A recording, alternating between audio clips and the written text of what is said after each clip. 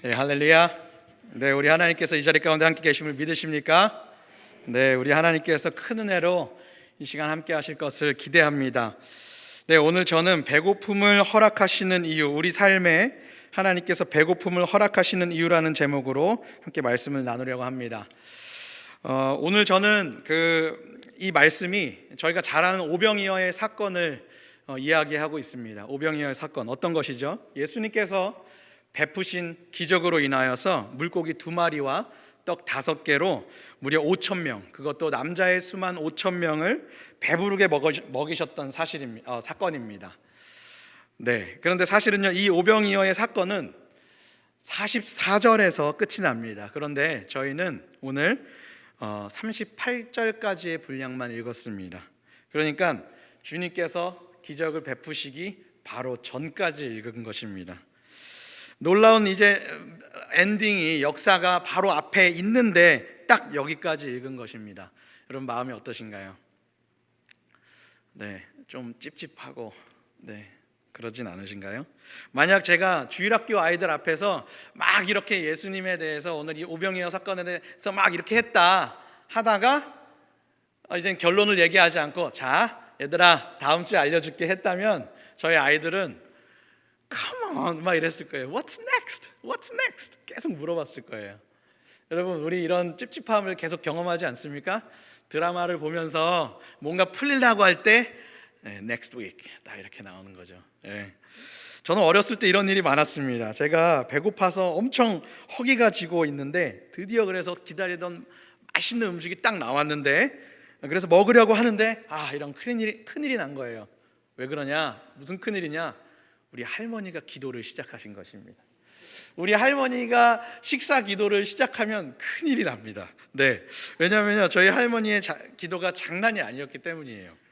정말 이 가족, 친척, 손주들, 친구, 옆집 아줌마, 교회 목사님, 교회 식구들, 동네 팔도 강산을 그냥 온 세계 한번 싹 돌고 오시니까 그 기도가 끝나면 이제 음식이 식어 있고요. 저희 할머니가 기도한다 그럼 저는 속으로 이런 기도를 시작합니다. 주님, 제가 시험에 들지 않게 해주시오. 참 배고파 죽겠는데 좀 빨리 먹었으면 좋겠는데. 저희가 오늘 읽은 본문이요, 참 그 뒤의 내용까지, 그러니까 배부르게 먹이신 그 예수님의 기적의 내용까지 다 읽으면 참 좋겠지만 우리의 삶이 마찬가지인 것 같습니다. 여러분 삶의 결론을 보고 있습니까? 여러분의 삶이 하나님의 역사에 대해서 그렇게 너무나 놀라운 경험들을 하면서 그 결론을 맞은 상황에 있습니까? 아니면 여전히 기다리고 여전히 하나님의 역사에 대해서 간구하고 하나님께서 어떻게 역사할지를 기다리는 가운데 있습니까? 제가 그래서 의도적으로 여기까지 읽고 싶었어요. 왜냐? 이 하나님의 놀라운 역사 전에의 그 답답한 상황을 저희가 한번 느껴보고 싶었기 때문입니다. 그 상황의 답답함이 어떠했었을까? 그리고 제가 사실은 실제로 이 말씀을 준비하는데 여기까지 읽고 급한 전화를 받고 자리에서 떠났어야 되었습니다. 그래서 제가 그 결론을 읽지 못하고 이렇게 그 결론을 묵상하기 전에 자리를 떠났기 때문에 운전하면서 좀 찝찝한 거예요. 그래서 물론 결말을 저희가 익히 알고 있지만 그 부분을 다시 한번 읽지 못해서 아쉬움과 답답함이 있었습니다. 또 공교롭게도 그 시간이 식사 시간이었어요. 그래서 제가 배고프더라고요. 저희가 잘 아는 내용이기 때문에 아주 쉽게 빨리 그 결론으로 넘어갈 수 있겠지만 오늘 본문에서 꼭 기억해야 할 상황이 있는데 그것이 무엇인가? 그것은 그 해피엔딩 전에 먼저 배고픔이 있었다는 것입니다. 배고프고 굶주린 상황, 그 답답하고 부족한 상황이 삶 가운데 있었다는 것입니다. 여러분 삶은 어떠십니까? 좀 배고프고 만족이 없는 상황이지 않습니까? 무언가를 기다리고 있고요, 내 삶의 연약함과 부족함을 만나게 되어서 어려움을 경험하고 있습니까? 그런 상황 가운데 있지 않습니까? 아마 저를 비롯해서 저희의 대부분의 삶이 그 끝을 보지 못한, 결론을 만나지 못하는, 알지 못하는 배고픔과 답답한 그 상황 가운데 있을 것이라고 생각합니다. 네, 그렇습니다. 우리 삶에는요 배고픔이 있습니다. 굶주림이 있습니다. 그것은 물질적이고 상황적인 배고픔일 수도 있겠고요. 그와 동시에 그 배고픔은 우리의 정신적이고 영혼적인 마음의 배고픔, 또 우리 영혼의 굶주림이 있는 것을 경험하게 됩니다. 간절히 기도하는데 그 응답이 이루어지지 않는 것을 보면서 배고파합니다. 우리 청년들은 어떻습니까? 진로와 어떤 취업을 기다리면서 선택의 기로에서 하나님의 뜻 가운데 배고파합니다. 우리 사업가 직장에서 상황이 좀 좋아질 때를 기다리며 배고파합니다. 가정의 문제나 우리 자녀들의 상황들을 보면서 우리는 배고픔을 느끼고요. 여러 가지 관계의 종류 가운데 또 우리 미국에 살면서 신분과 체류에 대한 어려움 또는 그 재정적인 어려움 가운데 우리는 배고픔과 만족할 수 없는 그 답답함을 느끼고 있습니다. 무엇보다도 우리 하나님의 은혜를 향하여서 하나님을 알기 원하는 그런 영적인 배고픔도 우리 가운데 있는 것을 보게 됩니다. 자꾸 배고픈 얘기하니까 너무 갑자기 배고파지는 것 같은데, 네, 기대하십시오. 이따가 오늘 점심 메뉴가 비빔밥과 오이 냉국이라고 합니다. 와, 정말 좋은 교회 아닙니까? 우리의 배고픔을 채워주는, 네, 좋은 교회예요. 근데 지금은 우리가 또 하나님의 말씀의 밥을 먹는 시간입니다. 여러분, 우리 삶에는 배고픔이 있습니다. 본문에 예수님을 따르던 그 많은 무리들과 제자들과 마찬가지로 우리 안에도 배고픔이 있습니다. 그러면 왜 우리 하나님께서는 우리 인생 가운데 이런 배고픔을 허락하시는 것일까? 하나님께서는 왜 우리 삶 가운데 이런 답답함과 그 굶주림을 허락하시는 것인가? 하나님의 그 의도가 무엇인가? 저는 오늘 본문의 말씀을 통해서 그 이유를 세 가지로 들여다보려고 하는 것입니다. 첫 번째로 왜 배고픔을 주시는가? 그것은 우리 능력의 한계를 깨닫게 해 주시기 위함입니다. 우리 능력의 한계를 깨닫게 해 주시기 위해서 우리 하나님께서는 배고픔을 허락하신다는 것입니다. 네, 다시 말하면요, 우리가 연약한 존재이다, 너희가 연약한 자들이라는 것을 알게 하여 주시는 겁니다. 오늘 본문 35절에서 37절까지의 말씀을 함께 읽도록 하겠습니다. 시작. 때가 저물어 가매 제자들이 예수께 나와 여짜오되 이곳은 빈 들이요 날도 저물어 가니 무리를 보내어 두루 촌과 마을로 가서 무엇을 사 먹게 하옵소서. 대답하여 이르시되 너희가 먹을 것을 주라 하시니 여짜오되 우리가 가서 200데나리온의 떡을 사다 먹이리이까. 어떤 상황입니까? 이 예수님 앞에 이 들판에 5천 명이, 그것도 남자만 5천 명이 되는 사람들이 배고픔 중에 있는 거예요. 예수님께서 근데 말씀하시죠. 37절에 너희가 먹을 것을 주어라 이러는 거예요. 근데 제자들이 어떻게 대답합니까? 우리가 가서 200데나리온 그 많은 돈을 주고 가서 떡을 사오겠습니까? 다시 말하면 우리는 그 돈도 없고 그 돈이 없기 때문에 사다 먹일 수도 없습니다. 예수님, 아니 우리가 어떻게 이 많은 사람을 먹입니까? 다시 말하면 자신들에게 방법이 없다는 것입니다. 할 수 없다는 소리를 하고 있는 것입니다. 여러분, 이 지금 배고픈 상황에서 제자들이 경험하고 있는 것은 바로 주님, 저는요 나 스스로는 이 배고픔을 해결할 능력이 없습니다. 내 능력으로는 도저히 어떻게 할 수 없습니다. 그것을 보게 되었다는 거예요. 자기 자신의 능력의 한계, 다시 말하면 자신의 연약함을 만나게 되었다는 것입니다. 여러분, 그런데 오늘 본문에서 배고픔을 경험하는 장면은요, 이 장면 말고도 사실 하나가 더 있습니다. 초반부인데요, 30절, 31절에 그들은 어떤 배고픔을 경험하게 됐는데요, 같이 한번 읽어보겠습니다. 30절 시작. 사도들이 예수께 모여 자기들이 행한 것과 가르친 것을 낱낱이 고하니 이르시되 너희는 따로 한적한 곳에 가서 잠깐 쉬어라 하시니 이는 오고 가는 사람이 많아 음식 먹을 겨를도 없음이라. 네,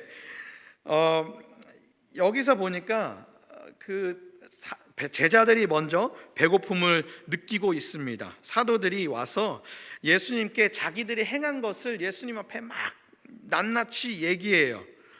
그런데 예수님께서는 저기 가서 쉬어라 말씀하셨고, 그 이유가 바로 그들이 그렇게 사역하느라고 많은 일을 하다가 먹을 겨를도 없었기 때문이라고 말하고 있습니다. 예수님께서 제자들을 둘씩 짝을 지어서 이렇게 보냅니다. 왜 보내냐면 가서 복음도 전하고 가난한 자 찾아가고 병자들 고치고 귀신 내어 쫓으라고 예수님께서 제자들을 보내셨어요. 자, 30절에 보면은 예수님께 돌아와서 말하는 거예요. 막 자랑스럽고 기뻐서 예수님께 말해요. 예수님 들어보세요. 하는 예수님, 우리가 나가서 했는데 어떤 일이 일어났냐면요, 막 말하는 거예요. 막 놀라운 일이 있었어요.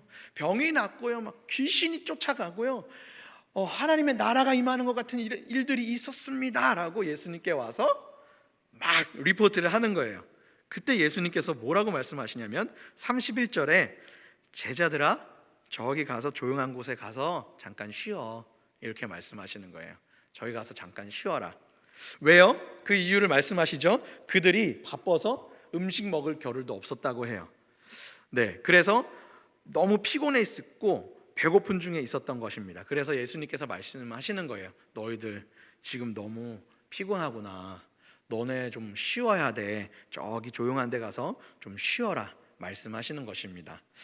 아니, 그런데 여러분, 이런 말 있지 않습니까? 우리 말에 물 들어올 때 노 저으라고. 그죠? 쉬면 뭐해? 잘 될 때 빡세게 해. 네, 한국에 무서운 말 있죠? 쇠가 빠지게 일해라. 이거 네. 어떻게 일하면 쇠가 빠질까요? 제가 할머니한테 물었어요. 쇠가 뭐예요? 혀래요. 아주 너무 힘들어서 혀가 빠지도록 일하라는 거예요. 놀면 뭐하냐? 지금 막 하나님의 일이 넘쳐나고 있어? 막 뭐가 잘 풀리고 있어? 놀지 마. 지금 더해. 더 열심히 해. 근데 우리 예수님께서 그렇게 하지 않으셨다는 거예요. 조용한 곳에 가서 쉬어. 좀 어디 가서 밥 좀 먹고 한숨 자. 네. 그런데요, 이 복음서에 한적한 곳에 가서 쉬다, 이런 표현이 어디 나오는가 보니까요, 바로 예수님이 쉬실 때 나오는 말들이에요.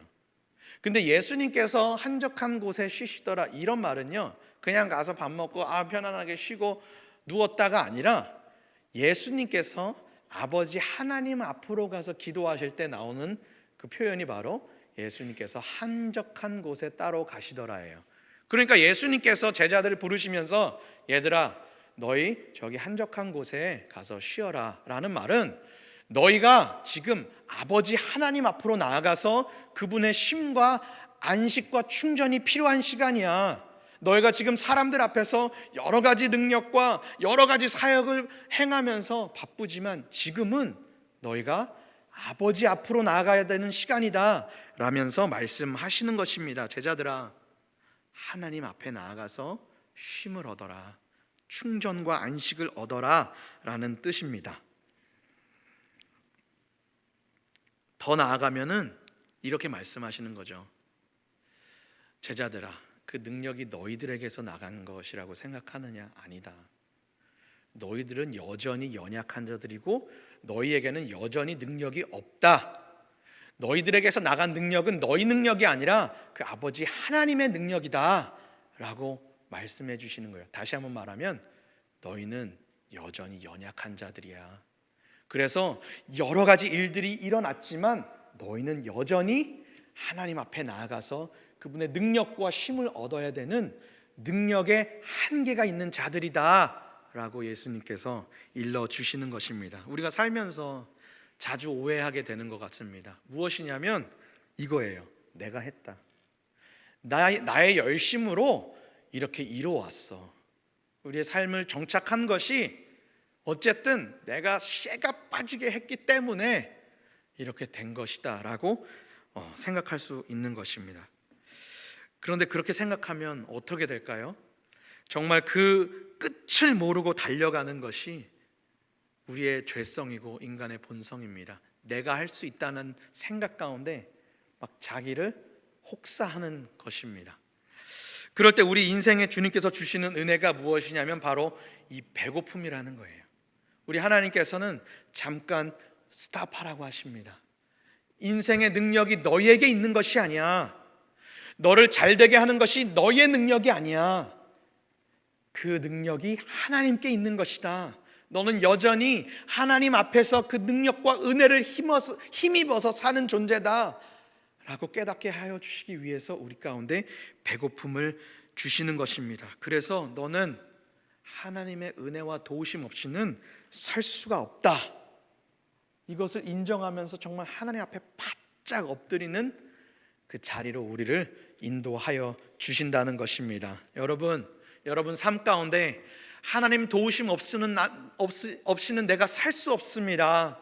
하나님의 은혜가 없이는 제가 살 수 없습니다라는 이 믿음의 고백이 여러분 삶 가운데 고백되기를 주님의 이름으로 축원합니다. 아멘. 하나님께서 우리에게 왜 배고픔을 주시는가? 우리의 연약함을 알게 하시고 우리의 그 한계 가운데 능력이 되신 하나님 앞에 바짝 엎드리게 해주시기 위해서 우리 가운데 배고픔을 허락하여 주신다는 것입니다. 자, 그럼 두 번째, 왜 주님은 우리 삶에 배고픔을 허락하시는 것입니까? 그 이유는 우리 삶의 배고픔을 채워주시는 예수님을 경험하도록 해주시기 위해서입니다. 왜 배고픔을 주시는가?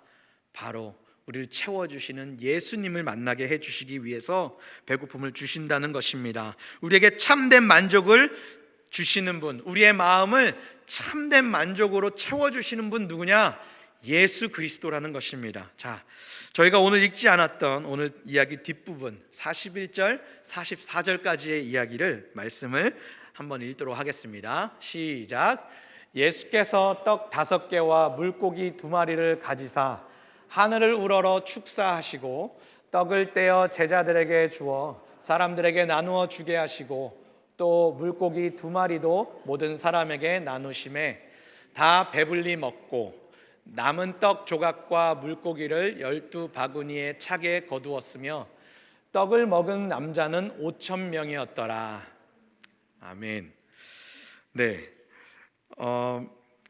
이 예수님의 역사로 말미암아 예수님의 그 기적 행하심으로 말미암아 그 배고픈 무리들과 제자들이 정말 배불리 채워지는 역사가 일어났습니다. 우리 주님께서는 정말 그 굶주린 많은 사람들을 넉넉하게 다 배불리 먹이셨고 얼마나 배부르게 먹었는지 남은 것이 12광줄이나 된다고 그 넉넉하게 채워주시는 만족함이 그 안에 있었다고 말하고 있습니다. 여러분 상상해 보세요. 남자만 5,000명입니다. 그러면 넉넉히 그 수가 여자와 아이들까지 하면 적어도 15,000명 아니면 2만 명까지 되는 숫자겠죠. 그 많은 무리가 굶주려 있었는데요, 순식간에 그 굶주림이 만족과 즐거움으로 변하게 됩니다. 완전히 채워지게 됩니다. 그 땅에 정말 그 파티, 잔치가 열리게 되었어요. 넉넉하고 즐거움이 넘치는 땅이 된 것입니다. 여러분, 제가 청년 사역들을 이렇게 담당하면서 종종 청년들을 제 집에 초대해서 이렇게 밥을 먹일 때가 있어요. 저와 아내는 이 정도면 되겠지, 충분하겠지라고 생각해서 밥을 이렇게 넉넉히 하는데도 불구하고 이 청년들이 그 밥그릇을 정말 싹싹 긁어 담고 목사님 더 없어요? 이러면은 제가 그렇게 당황스러울 수가 없어요. 야, 진짜 당연하죠. 우리 청년들이 얼마나 잘 먹습니까? 네. 그런데 이거는 지금 상황이 청년 몇 명이 아닌 거예요. 좋기 15,000명, 2만 명이 되는 숫자입니다. 여러분, 이 수를 먹이신 예수님의 기적은 우리에게 무엇을 말하는 것입니까? 그것은 바로 우리 예수님의 능력을 보여주시는 거예요. 우리 주님의 능력에는 한계가 없다. 너희들은 한계가 있지만 예수 그리스도께는 한계가 없고 그 능력이 전능하시다라는 것을 보여주는 것입니다. 예수님은 그렇지 않다는 거예요. 예수님은 지치시는 분 아니라는 거예요. 예수님께는 그 능력에 한계가 없으시고 충만한 능력으로 이런 기적도 행하실 수 있는 분이시다. 불가능한 것이 없다. 크신 능력의 주님이시다 라는 것을 우리 예수님께서 보여주신 것입니다. 여러분, 우리가 그래서 참 육체적이고 또 물질적이고 생활에 어떤 필요들이 있지 않습니까? 그것을 가지고 우리가 도저히 어쩔 수 없는 그 일들을 가지고 우리 주님 앞에 나올 때, 우리 주님은 어떤 분이십니까? 그분의 전능하신 능력으로 우리 삶 가운데 역전케 되는 일들을 행하실 수 있는 분이 바로 우리 예수님이라는 것이에요. 할렐루야. 네, 우리의 배고픈 상황, 또 우리의 부족한 상황을 역전하셔서 정말로 하나님의 그 주님의 은혜와 능력 가운데서 만족함을 얻게 하실 수 있는 분이 바로 예수님이라는 것입니다. 그런데 여러분, 사실은요, 이 본문을 통해서 보여주신 우리 예수님의 진짜 의도는 이것은 아닙니다. 물론 우리 예수님은 우리 삶의 물질적이고 육체적이고 생활적인 필요를 채우실 수 있는 분이 맞습니다. 그러나 사실은요, 우리 예수님께서는 그것보다 훨씬 더 중요한 의도를 드러내고 있습니다. 좀 우리 그 요한복음에 보면, 요한복음 6장에 보면 이런 일이 나옵니다. 예수님을 따르는 무리들이 있어요. 근데 예수님이 그 자기를 따르고 있는 무리들을 향하여서 꾸짖는 일이 있습니다. 요한복음 6장 26절에서 27절까지 예수님께서 이렇게 말씀하시는데, 한번 제가 읽도록 하겠습니다. 예수께서 대답하여 이르시되 내가 진실로 진실로 너희에게 이르노니 너희가 나를 찾는 것은 표적을 본 까닭이 아니요 떡을 먹고 배부른 까닭이다. 예수님께서 자기를 따르고 있는 조금 더 있네요. 썩을 양식을 위하여 일하지 말고 영생하도록 있는 양식을 위하여 하라. 예수님께서 자기를 따르는 무리, 그들에게 향하여서 꾸짖는 게 뭐냐면, 너희가 배가 불러서 내가 떡을 주고 배가 불렀기 때문에 나를 쫓아오고 있구나, 그러면서 꾸짖으시는 거예요. 너희들 썩을 양식이 아니라 영의 양식, 영원한 양식을 위하여 일하라, 그것을 위하여 살아라, 주님께서 말씀하시는 것입니다. 영생하도록 하는 양식을 찾으라고 말씀하시는 것이에요. 그러니까 우리 예수님의 의도는 무엇이냐면, 나는 이 영생하도록 하는 양식을 너희에게 주기 위해서 너희들 가운데 배고픔을 허락했고, 그 이유를 위해서 내가 이 땅에 온 것이라고 예수님 말씀하시는 것입니다. 그런데 그 무리들은 오해한 거예요. 예수님은 어떤 분으로 오해했냐면, 나에게 떡을 주시는 분, 나의 배를 채워주시는 분으로 오해했던 것입니다. 그런데 우리 주님은 그 바로 잡아주시길 원하셨다는 거예요. 나는 너희를 영생하도록 하는 양식을 주기에 온 자다 라고 말씀하신 것입니다. 여러분, 우리에게 하나님께서 왜 배고픔을 주시는가? 그것은 단지 우리의 생활적이고 물질적인 필요를 채워주시는 그 배고픔을 해소하기 위해서 오신 것이 아니라, 비교할 수 없는 우리 안에 더 큰 배고픔, 그것은 무엇입니까? 더 비참하고 끔찍한 굶주리며 배고픔입니다. 그것은 바로 우리 영혼의 배고픔인 것입니다.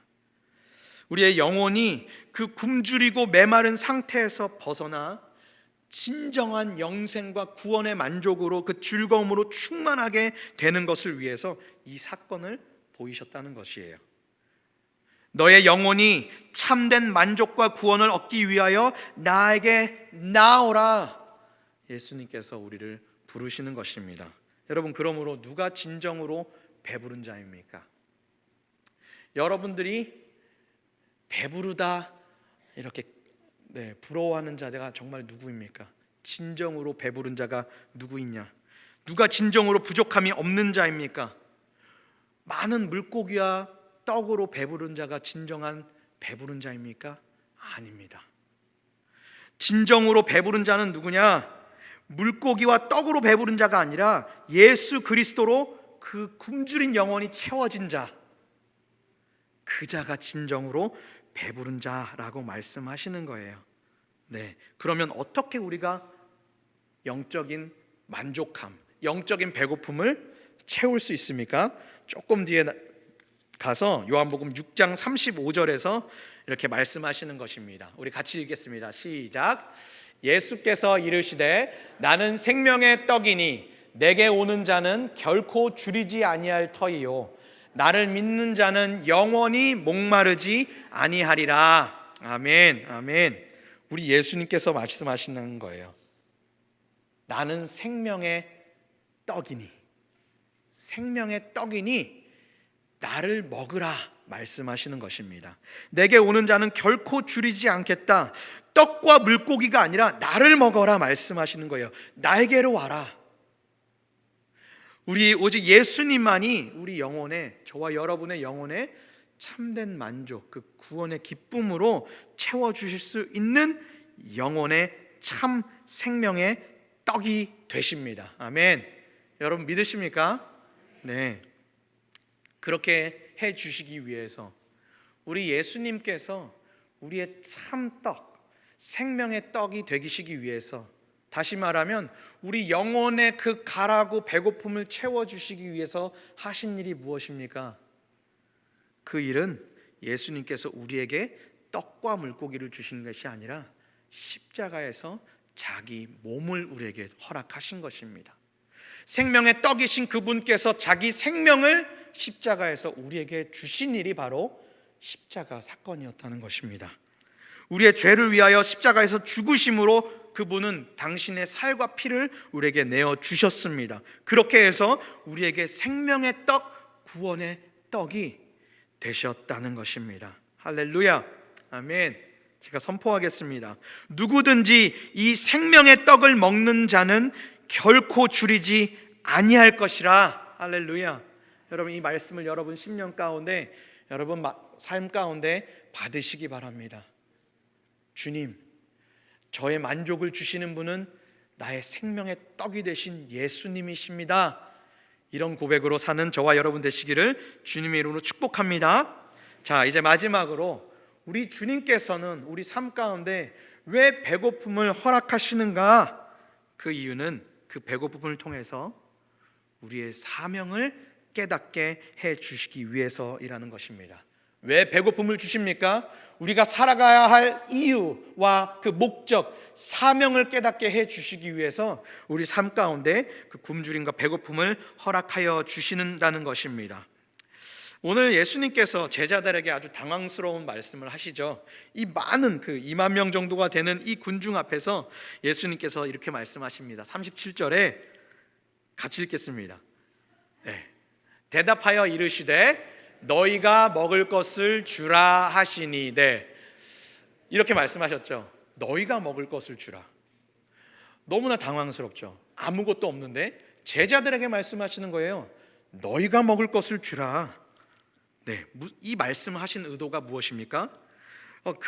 분명히 그 제자들은 못할 것을 예수님은 아셨습니다. 그럼에도 이 도전을 예수님께서 제자들에게 하시는 이유는 무엇이냐면 이것이죠. 제자들아, 바로 너희가 이 배고픈 영혼들을 먹여야 되는 사명을 가진 자들이다 보게 하시는 거예요.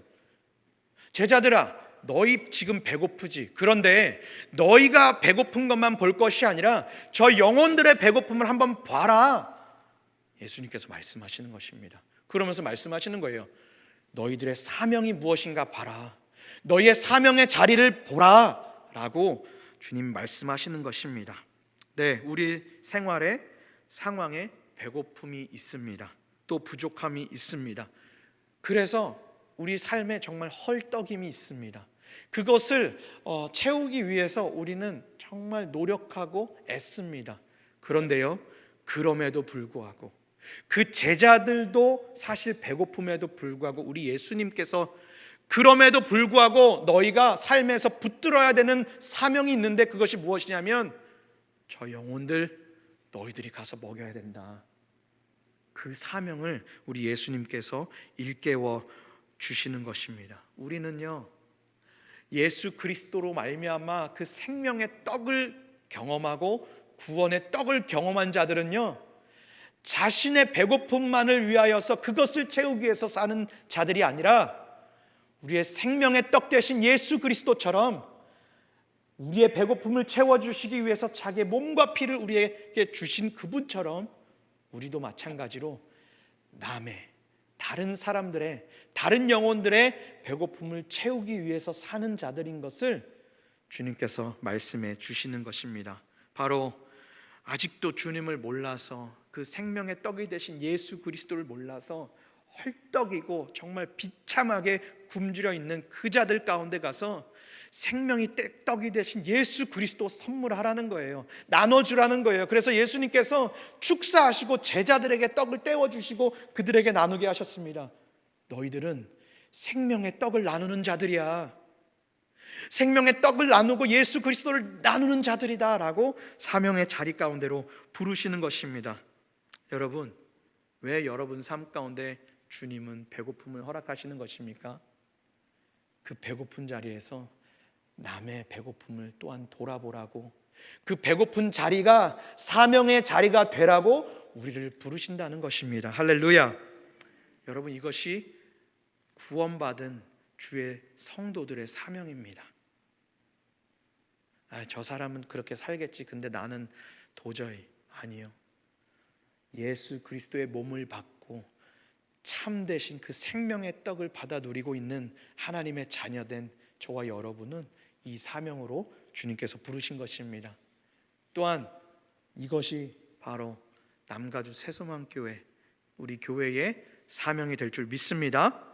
네, 그런데요, 이 제자들이 어떻게 반응합니까? 37절에 이렇게 반응하죠. 우리가 어떻게 그 많은 돈을 주고 사 먹이겠습니까? 무슨 말이죠? 그거 못한다는 거예요. 제가 연약하고 내가 부족해서 못한다는 거예요. 내가 하나님, 오케이, 알겠어요. 예수님 알겠어요. 저도 배고프고 저 사람들도 배고픈 거 알겠어요. 근데 저는요, 저 사람들을 배고픔을 채워줄 능력이 없어요. 저는 할 수 없습니다라고 제자들이 반응하는 것입니다. 네, 그렇습니다. 우리는 부족합니다. 우리는 연약하다고 계속 예수님께 말하고 있습니다. 그러면서 그 사명을 밀어내고 있습니다. 아니면 그 사명을 알지만 미루고 있습니다. 언젠가 내 배고픔이 채워지면, 내가 넉넉해지면, 나에게 그렇게 배고픔을 채울 수 있는 능력이 좀 있으면 그때 제가 사명의 길로 그 배고픔을 채우기 위해서 살겠습니다. 근데 예수님은 배고픈 제자들에게 말씀하고 계세요. 자, 그러면서 어떻게 말씀하시냐? 38절에 이렇게 말씀하십니다. 38절, 이르시되 너희에게 떡 몇 개나 있는지 가서 보라. 네, 이렇게 말씀하셨습니다. 너희에게 떡 몇 개나 있는지 가서 보라. 자, 그렇게 해서 찾아봅니다. 우리에게 뭐가 있을까 해서 작은 소년이 들고 온 뭐죠? 떡 5개와 물고기 2마리.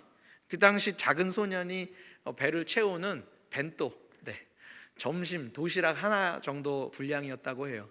작은 것이죠. 그것을 찾았습니다. 정말 작은 양 아닙니까? 2만 명 앞에서요. 그런데 예수님께서 어떻게 하시죠? 그 작은 것 위에 축사하세요. 네, 축복하십니다. 그리고 그 작은 것으로 그 많은 영혼을 배부르게 채워 주셨다는 것이에요. 할렐루야. 여러분, 우리 주님께서 우리에게 사명으로 부르십니다. 너희가 먹을 것을 주어라. 너희가 너희 주위에 있는 그 배부르고 굶주린 영혼들을 채우라, 섬겨라 라고 말씀하실 때에 우리는 이렇게 고백할 수 있죠. 저에게 할 수 있는 것이 없습니다. 근데 우리 주님은 말씀하시는 거예요. 너에게 있는 것이 무엇인가 보라. 우리의 주님께서는요, 우리에게 어떤 큰 능력과 위대한 힘을 원하시는 것이 아닙니다. 너희에게 주어진 것이 무엇인지를 돌아보라고 우리 예수님께서 도전하시는 것입니다. 예, 그것이 정말 형편없고 볼품없는 작은 것일 수도 있죠. 근데 예수님께서 그것을 사용하시겠다는 거예요. 너희 삶을 남의 배고픔을 채워주는 걸로 드릴 때 하나님께서 축사하셔서 여러분 가운데 허락하신 그것을 축사하셔서 여러분 삶 가운데 풍성함을 주시겠다는 거예요. 언제요? 너희가 가지고 있는 것이 무엇인가 보라. 그것을 내놓을 때요. 그 작은 것으로 남의 배고픔을 채워주려고 하고 그들의 삶을 돌아보려고 할 그때 주님은 여러분들의 그 작은 것에 축사하시는 거예요. 그리고 놀라우신 하나님의 능력과 크신 일들을 여러분 가운데 허락하신 그 작은 것을 통해서 이루신다는 것입니다. 할렐루야. 여러분, 그러므로 여러분이 가진 것이 적은 것이라고 염려하지 마시기 바랍니다. 여러분들의 작은 것이 형편없는 것이라고 남과 비교하면서 낭망하지 않으시기 바랍니다. 왜요? 우리 예수님은 그것 사용하신대요. 여러분 삶 가운데 어떤 은혜 주셨습니까? 너희 가운데 있는 것이 무엇인가 봐라. 여러분들이 경험한 하나님의 은혜가 어떠한 것입니까? 여러분들이 경험한 그 하나님의 놀라운 사랑이 어떤 것입니까? 우리 나같이 정말 합당치 않은 버림받아도 마땅한 우리 같은 자를 위하여서 예수 그리스도 그 존귀하신 아들 예수님을 내어주신 그 사랑을 경험한 자들, 우리 예수님께서 말씀하시는 거예요. 너희가 경험한 것이, 너희가 받은 은혜가 어떠한 것인지 보라. 여러분, 그 은혜를 사용하신다는 거예요. 여러분 받은 그 은혜를 하나님께서 사용하신다는 것입니다. 네, 그랬을 때 우리 하나님께서는 큰 역사로 우리 삶 가운데, 정말 흘러 넘치는 역사를 우리 삶 가운데 베푸십니다. 네, 정말 여러분, 우리 삶이 연약해 보일 때, 아직은 내가 하나님께 정말 드리고 나의 삶이 쓰임 받는 것이 연약해 보이는 그때에 여러분 연약한 그대로 주님께 나오시기를 바랍니다. 연약한 모습 그대로 여러분의 삶과 시간과 노력과 어떤 에너지와 여러분들의 그 작은 섬김을 주님께 드려서, 주님, 저에게는 떡 5개와 물고기 2마리밖에 없어요. 하나님, 그러나 주님, 이것으로 사용하여 주세요. 주님께서 기뻐하시는 거예요. 여러분, 주님의 마음을 안다면 여러분 이 사명의 부르심 가운데 어떻게 해야 될까요? 여러분, 이제 빨리 주위를 돌아보셔야 돼요. 배고픈 자가 누구냐? 여러분 주위에 배고픈 사람들이 누구 있습니까? 굶주린 사람들이 있습니까? 여러분, 그 사람들을 빨리 찾아내셔야 돼요. 왜요? 그 사람들이 바로 여러분을 향한 부르심입니다. 여러분을 향한 사명이기 때문입니다. 이제 하나님께서 여러분 삶 가운데 놀라운 축사와 축복을 부어주시는 때예요. 언제요? 여러분 주위에 있는 굶주린 자를 찾아낼 때예요. 그리고 찾아가서 예수 그리스도의 그 참된 생명의 떡을 나누고 그들의 필요에 우리가 반응하여서 그들을 섬길 때, 하나님께서는 그때가요, 여러분 삶 가운데 놀라운 능력을 행하시기 아주 절호의 찬스가 되는 것입니다. 할렐루야. 이 이유 때문에 하나님께서는 그 자녀들의 삶 가운데 배고픔을 허락하여 주신다는 것입니다. 여러분 자리가, 여러분의 삶이 여전히 배고프십니까? 여전히 목마르십니까? 여러분 기뻐하십시오.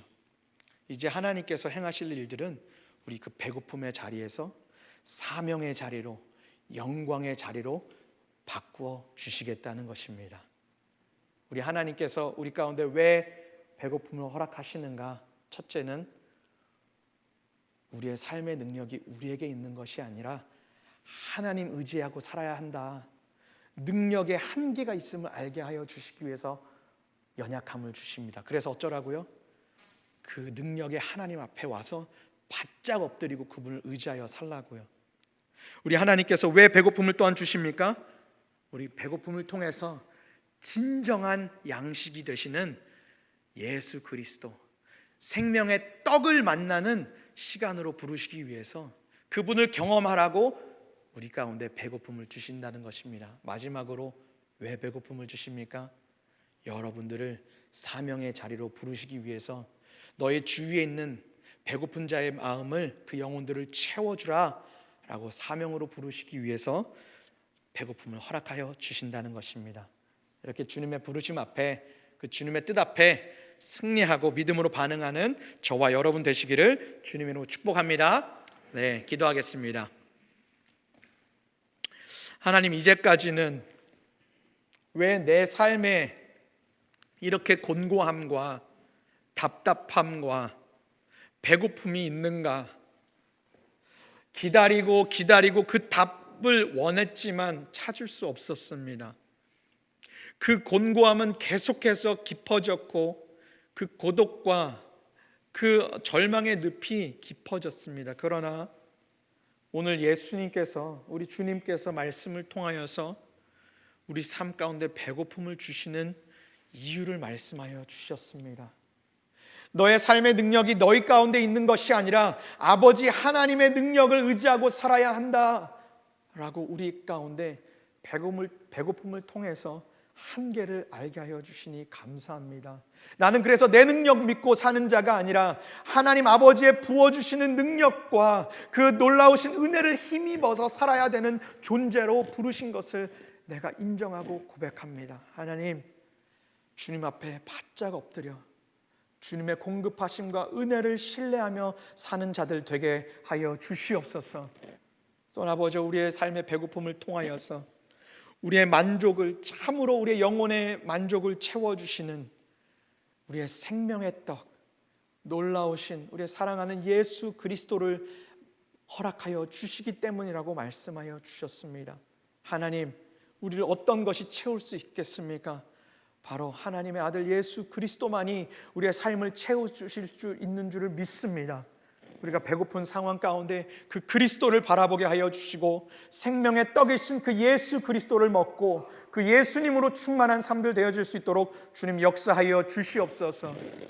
또한 아버지, 우리의 공고하고 너무나 배고프고 답답한 상황 때문에 나의 답답함만, 나의 배고픔만 채우며 살고 있었던 상황이라면 주님 이 시간 너희가 먹을 것을 주어라 라고 부르시는 그 예수 그리스도의 부르심 앞에 하나님, 이제 배고픔의 자리가 사명의 자리가 되고 나의 배고픔만 볼 것이 아니라 남의 배고픔을 채워주는 사명자로서 주님 그렇게 우리의 삶을 작지만 드려 주님께 사용받는, 주님께 쓰임받는 인생 될 수 있도록 주님 역사하여 주시옵소서.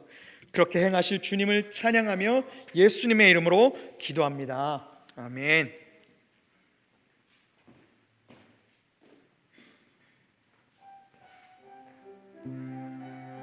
우리 다 같이 일어나셔서 함께 봉헌 찬양 드리시겠습니다.